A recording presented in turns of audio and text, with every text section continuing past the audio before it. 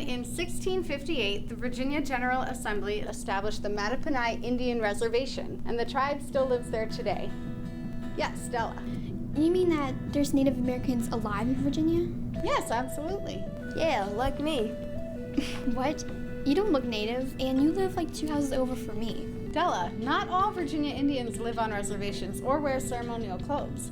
Keenan is actually a member of the Chickahominy tribe. Really? So right now there's more than one tribe in Virginia?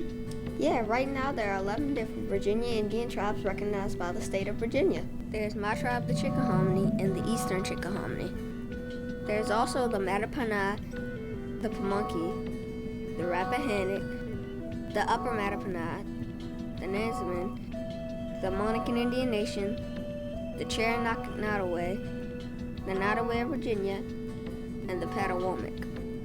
Wow, I'll never remember all those names. But now you know there are a lot of us. Okay, but aren't all the tribes pretty much the same? Well, even though all Virginia Indians have some similar beliefs and histories, each tribe has their own cultures and traditions. No two are the same. Keenan, would you tell the class a little bit about each tribe? Okay, well right now there are two tribes that have reservations, the Mattaponi and the Pamunkey. They signed treaties with England back in the 1600s. The Mattaponi Reservation is in King William County. Why is it called a reservation? A reservation is land that has been set aside for tribal members to live or gather for events. We knew that land was our identity to help us hold on to who we were. And our forefathers told us, and they tell us to this day, whoever you do not let go of this land. And we do not. Every year we have a powwow and we dance and we drum and it shows our traditions. I'm proud that we live here. On the reservation today, the Mattaponi tribe has houses, a church, a museum, a marine science center, and even a fish hatchery. What's a fish hatchery? It's a building where people raise fish. The Mattaponi raise American shad, and they also tag fish, watch the water quality, and work with schools and other people in the area to keep the water clean and healthy. Sounds like a lot of work. It is, but raising shad is important to the Mattaponi because their ancestors used the fish as one of the main things they ate. The Pamunkey work hard to keep a fish hatchery on their reservation too. The Pamunkey tribe also raises shad in King William County. With our hatchery, we milk the male shad and squeeze the eggs out of the female shad, mix them together, and then they grow in the hatchery until they're big enough, and we shoot them back out in the river because they have become endangered, the American shad. So that's why the hatchery, but always the fishing. We're modernized now, but we never forgot what we had learned by our ancestors. The Pamunkey Reservation also has a museum which has examples of one of the tribe's oldest traditions, pottery. They still make pottery? Yeah, the Pamunkey have started a pottery school, and they try to fix ancient pots made by their ancestors. We get our clay right from the river, and we process it so it's ready. Then there's temper and that put into the clay so it'll be fired. Still today, our pottery will last in a fire pit for 50 years or more. How long have the Pamunkey been making pottery?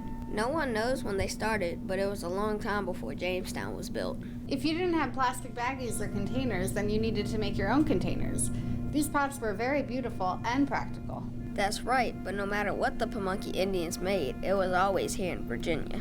We've never migrated or never relocated anywhere, and we've always been here, and we live on our ancestral grounds today just like we did thousands of years ago. When the colonists came from England, the Pamunkey were one of the most powerful tribes in the Powhatan Alliance. What was the Powhatan Alliance? The alliance was made up of many tribes that lived in the area around Jamestown. This alliance was led by Powhatan, the father of Pocahontas. Yeah, I've heard Pocahontas. Right. And Powhatan lived most of the year in a place called Werowocomo along the York River. Werowins means chief, and Komoka means settlement. Another important tribe that was allied with Powhatan was my tribe, the Chickahominy. When Jamestown was first built, the tribe lived close by at the mouth of the Chickahominy River, but now most of them live around Charles City County. When the settlers arrived, they were greeted by upwards of 35 tribes who were indigenous to this area. Among them were the Chickahominy Indians. Did those tribes try to kick out the settlers because they lived so close? Actually, the Chickahominy and other tribes traded with the settlers and showed them how to plant corn and tobacco. In fact, Chickahominy means people of the coarse pounded corn. we not only will do for our own people, we'll do for other people that are in need. I think that's one of the greatest things that we could say about the Indian people is they will help other people. While Powhatan was the leader of many tribes, the Chickahominy had their own tribal council under him. Today, they are still led by a tribal council of 12 men and women. In the council, they have a chief and 2 assistant chiefs. All of them are elected by votes from the tribe's members.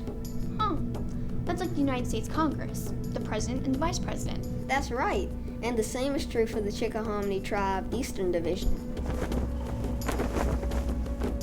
The Eastern Chickahominy Tribe is located in New Kent County. And they have a government like the Chickahominy tribe? Right, and all the leaders are elected by tribal members. Understanding how governments work is important so that the tribes can work with the Virginia state government and the United States federal government. Sometimes tribes even work with other countries. The Eastern Chickahominy elected a new chief around the same time they made a trip to England where they taught about their tribe. My cousin stepped up as the chief of the tribe, and he resigned, and that's where I picked it up. My first trip to England was the first time I was a chief. So what makes the Eastern Division different from the other Chickahominy?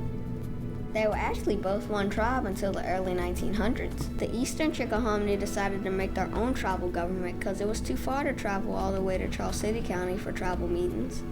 So, do they live on a reservation? No. Most Virginia Indians no longer have reservations, but they do have areas that they think are the land of their ancestors, like the Rappahannock, who have been buying property around their historic lands. The Rappahannock tribe is in King and Queen County, and they elected Ann Richardson as chief in 1998. Since then, the Rappahannock have bought over 100 acres of land. We've purchased some land within our tribal base. We're taking that land back for the tribe's possession, for future development, for housing and cultural development. Why is land so important to these tribes? Many Virginia Indians believe the earth is sacred and a blessing from the Great Spirit. We operated and lived off of the land and by the land. And so we have a philosophy that if the land is defiled and sick, the people become defiled and sick. The land is important to Virginia Indians because it helps them hold on to their heritage and ancient traditions. We are doing classes on all the various traditions, and children are taught the tradition and the meanings. They're taught tribal values so that they know what's real to them in the world and what's important to them. And the Upper Mattaponi also teach tribal values. The Upper Mattaponi tribe is in King William County. Are they related to the Mattaponi tribe? Well, both tribes lived along the Mattaponi River, but the Upper Mattaponi lived farther north. In 1919, they built a one-room schoolhouse called the Sharon Indian School. In the 1960s, because of the Civil Rights Movement, Virginia Indians were allowed to go to Virginia public schools. Sharon Indian School is one of the most important aspects of our history because it led our people to be able to get a formal education at a time when it was very difficult for any of our people to get any sort of formal education at all. They were able to get to the 7th and 8th grade, and many of them were able to go on and get a college education because of that. Most Virginia Indians want to give their kids a good education. They want them to go to college and get jobs that the parents couldn't get. One of the things that I feel pretty strongly about the Upper Mattaponi tribe is that we were really, really significant in trying to reach out and get our people higher education. Some programs have even been made to show Virginia Indian kids the good things about going to college. These programs want to help all of the American Indians in Virginia, like the Nansemond. Their tribe lives near the cities of Suffolk and Chesapeake. The Nansemond would like to build a copy of one of their ancient villages called Mattanock, which will have a museum, hiking trails, a place for powwows, a campsite, a tribal center, and even grounds to rebury ancient skeletons. It's a really big project for these American Indians. Hey, Keenan. Yeah? Is it okay that we're saying Indian and not Native American? Well, Indian would actually mean someone from the country of India, but Native Americans or American Indians could both be used to describe this country's indigenous people. And Virginia Indians would describe the state's indigenous people. The people who have lived here before the Europeans arrived have been called by many names that were given to describe who we are. Native American, American Indian, indigenous people, anything that I'm seen as long as it's seen as something respectful, I don't have a preference. The way I was raised, to be proud of what I am, no matter what people call you. That makes sense. Thanks. Sure, we like to teach people about our cultures. I want to see further education of our heritage, of our culture, of our respect for the earth, for the Creator, and an understanding of where we come from and what we are, what we respect, what we want to maintain as our culture, and preserve this for the future generations. So that's why they want to build Mattanock. That's right, and it's going to take a lot of land. Another tribe that used to have a lot of land is the Monacan Indian Nation. The Monacan Indian Nation is in Amherst County, but a long time ago, the Monacan controlled half of the land that would become Virginia. Wow, so there were a lot of them? Still are, with about 1,400 members. Right now, the Monacan own a large piece of land on Bear Mountain where they have their tribal museum, school, church, cultural center, and even burial grounds. Kind of creepy to live near a burial ground. No, actually, the Monacan blessed this ground so that the land is very sacred and spiritual to them. Our people have always been a culture of folks who honor their ancestors. We were the mound builders in Virginia, and there are still several mounds throughout Virginia that contain the remains of our ancestors. Blessing burial grounds is something they have been doing for thousands of years. Scholars say we've probably been here 10,000 years, maybe longer. If you ask our elders, they'll say we've always been here. Archaeologists have recently found artifacts that make them think people lived here 18,000 years ago. And then we've got 1, 2, 3, 4 blades, 2 pieces of a point that fit together. These probably have not moved in more than 13,500 years. If you look at the stone and the raw material and the type of tools and things that they were making, they were well established here. Since they have been here for so many years, they have formed many traditions, like the Monacan, who had a special role for women. We are matrilineal. That means we belong to our mother's clan, not our father's. Women were matriarchs among our people, and they were not slaves or servants to the men of the tribe. We could work in the fields, we could skin, we could hunt, we could do all those things. Among my people, we owned the property and the house that we lived in, and the man only owned what he wore and the tools that he worked with, and everything else was owned by the women. Back then, the chiefs had a lot of power, but we had the clan mothers. And even the chiefs would talk with these women about things that affected the people on a daily basis. The women had a great deal to say in a lot of the things that the head of the tribes would do. Keeping traditions like this help the Monacan pass on their heritage. I'm making honeysuckle baskets, which was passed down from my grandmother many, many years ago. I've been weaving around 50 years. The honeysuckle basket was used to store your dried foods in, like your beans, corn, nuts, and berries. Another way of keeping their heritage is by learning the ancient languages. When the colonists came, there were 3 major Virginia Indian languages: Algonquin, Iroquoian, and Siouan. They didn't all speak the same language? No, just like in Europe, different nations had different languages, but a lot of tribes could speak more than one. Today, many of Virginia Indian tribes want their members to learn to speak one of these languages to make sure the languages are never lost. When Jamestown was built, most of the tribes that spoke Algonquin belonged to the Powhatan Alliance: the Mattaponi, the Pamunkey, the Chickahominy, and the Eastern Chickahominy, the Rappahannock, the Upper Mattaponi, the Nansemond, and the Patawomic. Only the Monacan spoke Siouan in Virginia. The Cherokee spoke Iroquoian, but they no longer hold any land in Virginia. The 2 other tribes who spoke Iroquoian were the Nottoway and the Cherokee-Nottoway.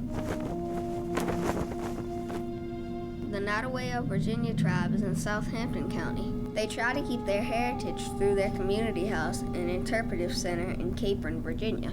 Is that like a museum? There is a museum, but people who teach, tell stories, make crafts, do art, and put on shows all use the buildings and grounds. Historians have written about our tribe, but none of them have lived here, so the community house gives us the opportunity to tell our story in our own words. Man, you're right, Keenan. These tribes really are different. Through time, every tribe has its own unique challenges that make it evolve in its own unique way. And another tribe that has changed over time is the Cherokee-Nottoway tribe, which is also in Southampton County. Here they still learn to speak their ancient language. We were blessed in this great Commonwealth with 3 linguistic groups of tribes: the Algonquin speakers, the Siouan speakers, and the Iroquois speakers. We are Iroquois speakers. In our tribal language, again, we say, Kwekahante, Iisanki, Laskahi, Creator, my heart sees. Kwekahante, Iisanki, Tarahanta, Creator, my heart hears. But most importantly, we say, Kwekahante, Iisanki, Baswika, my heart speaks. While the Nottoway of Virginia, the Cherokee-Nottoway, and the Patawomack tribes have been around a long time, they weren't actually recognized as Virginia tribes until 2010. What does that mean? All 11 tribes of the state had to ask to be recognized as an Indian nation by the Virginia state government. The Patawomack tribe is one of the recently state-recognized tribes. The Patawomack tribe is in Stafford County, and they were part of the Powhatan Alliance. So if they were in the Powhatan Alliance, they spoke Algonquin? Uh-huh. The Patawomack worked very hard to teach Algonquin and even have classes for anyone who wants to learn the language. Huh. You won't find that on Rosetta Stone. Nope. Machaketa Coast. Near Paia, Tamian. Near Paia, Pato, Papuki. Near Paia, Papamia, Musatagua. Coast, Dalwantamid. Manumama, Winskap, Mais, Wingutscale, Kina, Machaketa Coast, Kina. The Patawomack also do a lot of ancient traditions like cooking over fires, making traditional homes, and making baskets, music, arrowheads, farming tools, fishing nets, and tanning hides.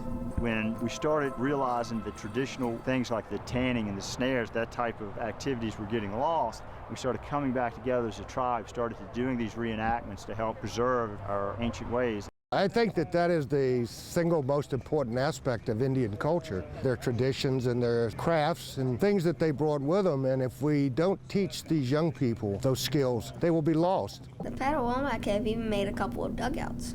What's a dugout? It's the trunk of a tree carved out to make a canoe. The Patawomack used a 90-foot tree to make 2 working dugouts. One was 17 feet long, but the other was 31 feet long. Whoa, that could hold like half the class. Probably.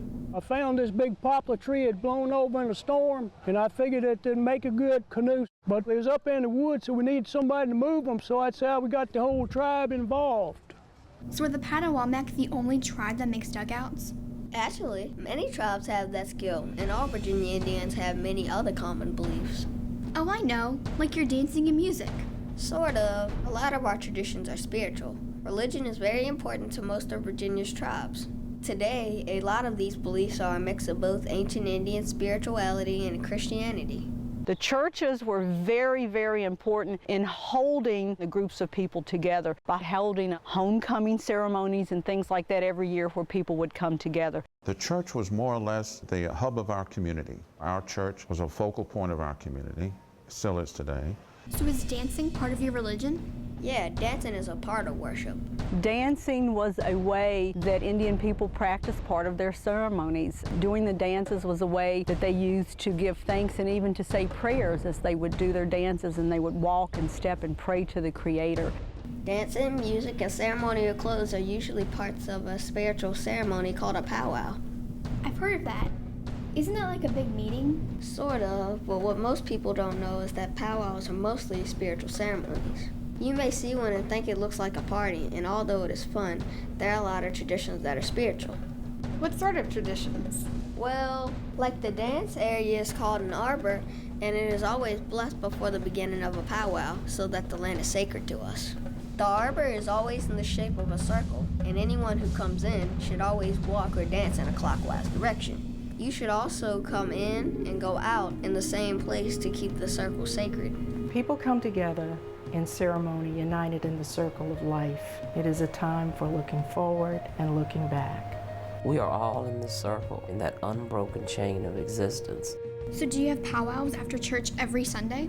Well, we could, but many of the tribes of Virginia want to use powwows to teach other people. Each tribe has a large powwow every year, and usually anyone can come and watch the ceremony where they can learn more about Virginia Indian cultures and traditions. One of the important messages of a powwow is it conveys the identity of Native Americans to the rest of the American society. Many people who go to these powwows probably leave with a lot of ideas changed in their minds. The whole reason that we put on the event is to educate. We don't do this to entertain people because we could have a powwow and not invite anyone, and it would be the same powwow for us. Most powwows also begin by thanking tribal members who have been in the United States military. But you say it's fun too, right?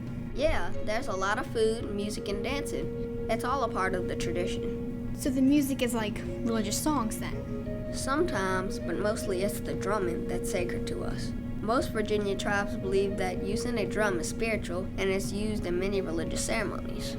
The drum is the heartbeat of a powwow. The wood is nature, trees, plants. The skin on the drum symbolizes our animals. We appreciate all of it. The music, the drum, as we sing and gather around it, our spirits are uplifted in song, and the songs that we sing are warrior songs or prayer songs, and they're song of thanks.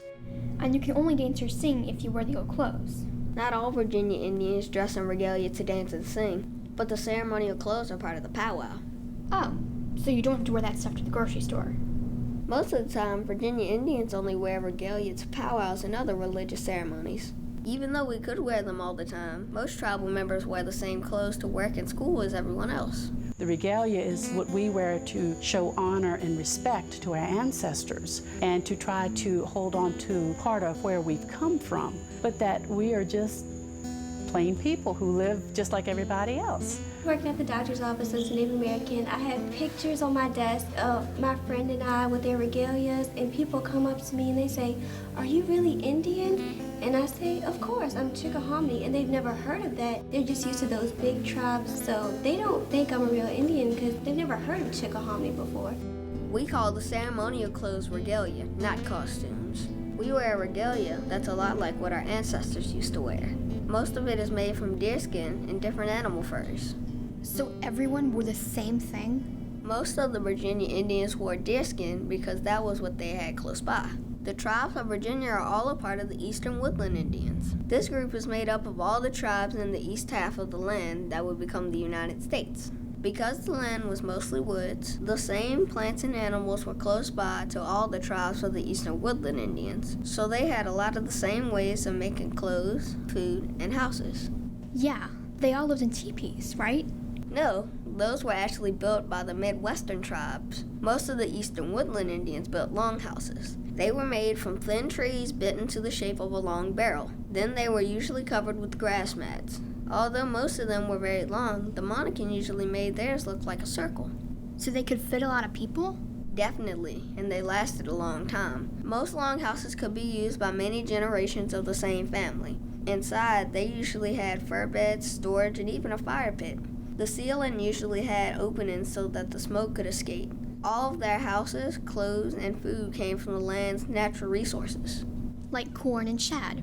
Right. The Eastern Woodland Indians ate different foods during different seasons of the year. In the spring, they could gather berries and catch the most fish. In the summer, they could usually farm beans, corn, and squash. In the fall, they could gather their crops. And in the winter, they had to use food they had saved from the rest of the year, but they could still catch and eat birds. They actually hunted all year long and ate a lot of deer. All of their food could be stored and cooked right inside their longhouses. But you guys don't live in longhouses anymore. No, Virginia Indians live in all sorts of houses today. Virginia Indians are everywhere, Della. They're your friends, coworkers, neighbors, and classmates. That's neat. Thanks, Keenan. You're welcome. Yes, thanks for sharing. I like to help people learn more about Virginia Indians because there are a lot of things people think about us that aren't true. One thing I really want people to understand is that we're still here. We're still here. We're still here. We're still here. We're still here. We're still here. We're still here. We're here today, and we're not going anywhere.